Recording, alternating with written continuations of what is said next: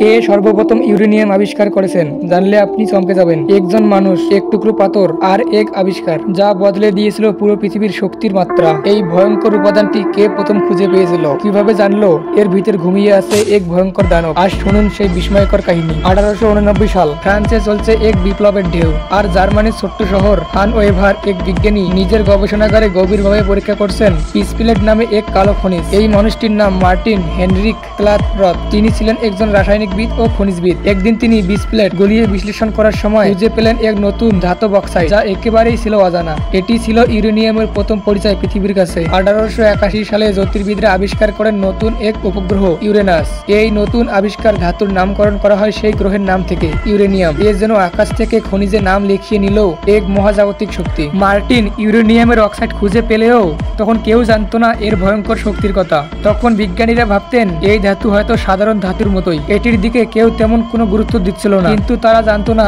এই ধাতু একদিন পৃথিবী কাঁপাবে। 1841 সালে ফ্রান্সের বিজ্ঞানী ইউজিন ইউরেনিয়ামকে বিশুদ্ধ ধাতু হিসেবে আলাদা করতে সক্ষম হন। 1896 সালে ইউরেনিয়ামের ভেতর শক্তি সম্পর্কে প্রথম আলোকপাত করেন আরেক বিজ্ঞানী, আরি বেকেরেল। তিনি আবিষ্কার করেন যে ইউরেনিয়াম থেকে রেডিও অ্যাক্টিভ রশ্মি নির্গত হয়। এটি ছিল এক ঐতিহাসিক মুহূর্ত, কারণ এখান থেকে শুরু হয় নিউক্লিয়ার বিজ্ঞান, পারমাণবিক শক্তির দুনিয়া।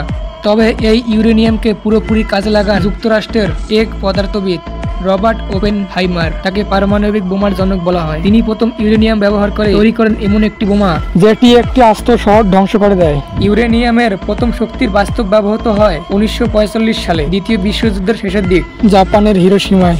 বোমাটি ছিল ইউরেনিয়াম 235 ভিত্তিক। হিরোশিমায় আঘাত এনে এটি মুহূর্তে হাজার হাজার জীবন কেড়ে নেয়। একদিন যাকে নিরীহ খনিজ ভেবেছিল বিজ্ঞানীরা, সে এখন হয়ে উঠল ধ্বংসের প্রতীক। আজ ইউরেনিয়ামের ব্যবহার হয় বিদ্যুতে, নিউক্লিয়ার চুল্লিতে, চিকিৎসায়। তবে এটি আবার ভয়ঙ্কর অস্ত্র এবং ধ্বংসে পরিণত হয়। মার্টিন হয়তোবা ভাবেনি তার আবিষ্কার একদিন এমন ভয়ঙ্কর হয়ে উঠবে। আপনি যদি ইউরেনিয়ামের আবিষ্কারক হতেন তাহলে কি করতেন এই শক্তি দিয়ে? বিশ্বে আলো জ্বালাতেন নাকি অন্ধকার? কমেন্টে জানান আপনার মতামত। এরকম আরো চমকপ্রাপ্ত ভিডিও পেতে চ্যানেলটি অবশ্যই সাবস্ক্রাইব করুন।